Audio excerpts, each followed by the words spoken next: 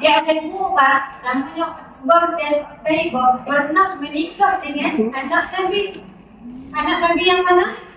Anak Nabi dah berapa orang? 7. Siapa? Dia penyanyi bertanah tiga laki-laki 4 perempuan. Sim Abdullah Ibrahim Fatimah Zainab Umi Kalsum dan Siti. Oh dia siapa? Saya berapa bulan? Tadi yang sabun dia. Orang dia tak tahu bila sirap buaya. Saya tenang dengan disangka tak ada buaya. Nampaknya tenang, maknanya banyak lagi sirap kita nak kena belajar ya. Tak apa kita mengaji tak ada masalah. Yang terakhir bukan nama Siti Aminah, bukan nama Siti Khadijah, namanya Siti Ruqayyah. Siti Ruqayyah. Siti Ruqayyah pernah menikah dengan Utsbah dan Utaibah.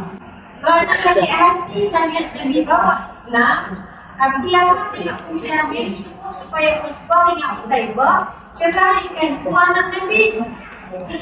Kerana dia buat begitu kepada anak Nabi dan dia buat sangat tahu Utsbah dan Utaibah ni salah seorang itu sangat dahsyat kepada anak Nabi. Ini yang orang tu kata, kita ni kalau orang buat kat kita gagah lagi. Tapi kalau orang buat kat anak kita apa jadi? Tak tahan nanti. Akhirnya Nabi doa kepada Allah. Nabi ni jarang doa yang tidak baik kepada orang. Tapi kerana waktu itu Nabi sangat sedih melihat anak yang diperlakukan dengan sedemikian. Lalu Nabi doa kepada Allah, Sallit alaihi kalban min kilabin. Lalu akhirnya Utsbah dengan Utaibah ini dalam perjalanan balik dari Kuba ada seekor singa yang tangkap dia daripada belakang sehingga terputus bercerai antara kepala dan badan. Itu pada itu kita bila mengaji sirah ni buat semua sebenarnya itu belum lagi cerita isteri Nabi. Isteri Nabi membawa berapa? 13. Berapa? 11. Yang sini berapa? 11. Yang itu berapa? 13. Catat. Tak payah catat lagi. Berarti sebut dah 7. Ada yang kata 7. Ada ulama yang kata 15. 11, 9 semua dia boleh bayar sini. Kalau tak saya contohnya pada yang mengatakan 11. Daripada 9 ni anak yang tadi datang daripada Khadijah. Namanya Khadijah, yang kedua namanya Maryam.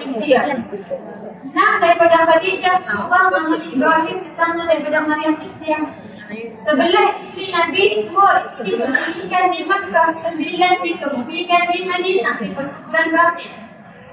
2 yang dikebumikan di Makkah itu yang sulung dengan yang bongsu, yang sulung namanya Khadijah, yang bongsu namanya Aisyah.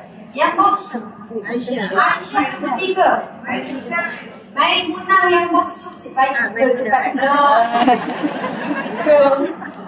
kita ni kan semua benda kita tak. Khadijah dengan Maimunah itu dikebumikan di perkuburan Ma'lah dekat Makkah.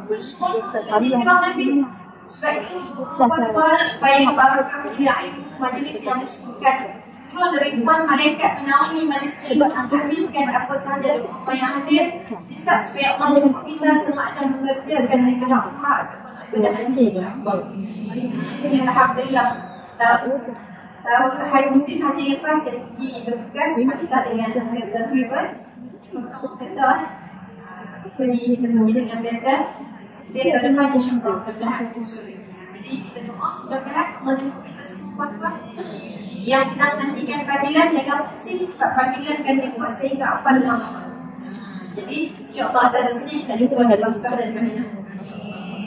Doa itu seronok bila kita mengaji sirah. Dalam Al-Quran ni Allah Ta'ala cerita tentang banyak benda. Orang perempuan lagilah banyak perkara yang kita boleh ambil perhatian. Kalau